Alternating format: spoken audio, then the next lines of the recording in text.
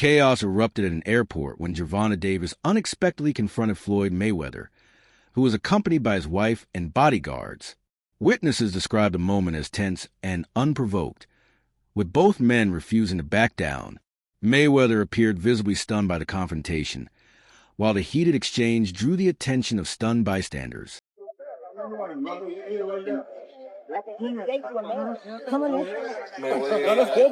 I know. Everything. Everything he said. All that bullshit.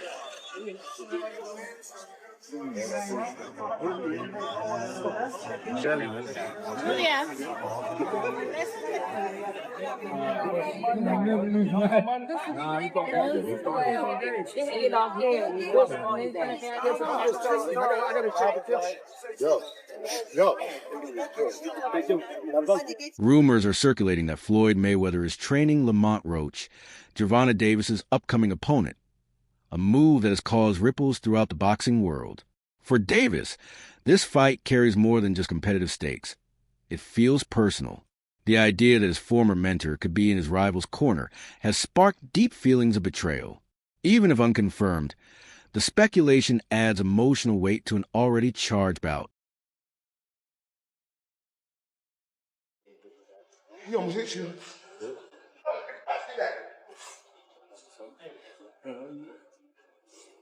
Hold me. I know what y'all be gonna do. I go that way for a reason. I wish the girl recorded. I wish she recorded. Over the years, Mayweather's behavior has sparked questions about his true motives concerning Davis's career. Though he has publicly praised Davis, his actions have sometimes told a different story. One of the most controversial moments came when Mayweather allegedly shared Davis's fighting tendencies with rival Frank Martin. Given Floyd's intimate knowledge of Davis's style, such a move seems like a blatant contradiction of his earlier support and a possible betrayal cloaked in mentorship. Young fighters, he loves to embrace guys. So what was being around talking to Floyd? Like, what has Floyd taught you about fighting? And has it made you a better fighter? Because he could tell me all day to do that shit he does. I couldn't do it. Yeah. You know what I'm saying? Like, what does being around a guy like Floyd do for you? He could tell you, go run at 2 a.m. You know, go do it when, because 9 times out of 10, we know your opponent sleep at that time. So go run at 2 a.m. and go give yourself a mental edge, you know, like, because you know you out there working every night at 2 a.m. running. That's a lot of the times your opponent sleep. You know, it could be little things that'll take you to the next level. You know, that Floyd, a person like Floyd, like if he tell you that, you gonna take a lot of heave to it, and it's gonna give you a different type of motivation when you doing it. He could show you something, you know, and it could be the same thing. You know, you might not be able to do it like him, but just it coming from him, it'll give you like a different type of like feel about yourself. Hold up, limitless, biggest to me cap pinning it. The emotional toll on Davis has been significant. He once viewed Floyd not just as a promoter, but as a trusted mentor. Realizing that Mayweather might now be working against him left Davis feeling isolated and betrayed. The hurt wasn't just about business. It was deeply personal. Davis was forced to confront the painful idea that someone who once guided his rise may now be attempting to hinder it. You know, he the one told Frank that I was running at 5 o'clock, 7 o'clock in the morning, Friday. He told Frank that. He was giving Frank tips and stuff like that.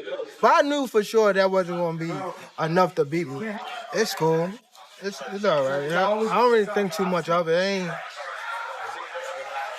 He's not going to hurt me. You know what I mean? So it's good to beef with him than be cool with him because he can do some crazy stuff. He'll put you in bad situations. Tensions escalated further when Mayweather announced an upcoming documentary project that he claims will reveal explosive behind-the-scenes footage, including private moments involving Davis. Rather than resolving their conflict privately, Floyd appears intent on making it public. For Davis, this move signaled that the relationship isn't just fractured, it's over. The documentary could serve as Mayweather's final word on their broken bond. My documentary that's coming out. You guys gonna see 26 years of behind the scenes footage that you guys have never seen. In a surprising revelation, Davis recently spoke openly about his fight earnings, an area that was tightly controlled during his time under Mayweather Promotions. by sharing the financial constraints he experienced. Davis made it clear he's no longer staying silent. He revealed that the arrangements have been financially unfair, marking a key turning point in his journey toward independence and transparency. Another thing I want to touch on is the Floyd situation. You know, Floyd is Floyd.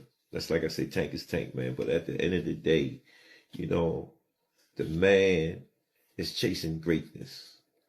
And you should be supporting that. And I always tell you that. You should be supporting that, you know. It's a rocky road that we're seeing what's going on. Just pay attention, man. The story's going to reveal itself, you know. But again, that's how you burn bridges.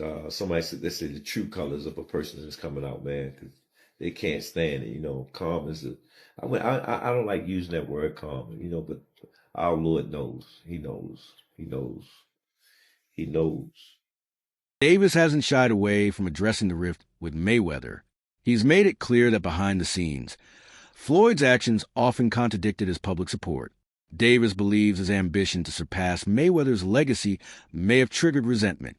The painful possibility that his mentor could feel threatened by his success now shapes how Davis interprets Floyd's recent moves, especially his support for Davis's rivals. I was in a lose-lose situation. Now, what came out still on top. With Floyd? You said, what was the lose-lose situation? What you mean? Just a little situation that he put me in to, you know, make me lose. But he thought I was going to lose. But... You talking about like a boxing match or? Yeah, boxing match. Ooh, if you don't mind. If you don't want to, it's fine.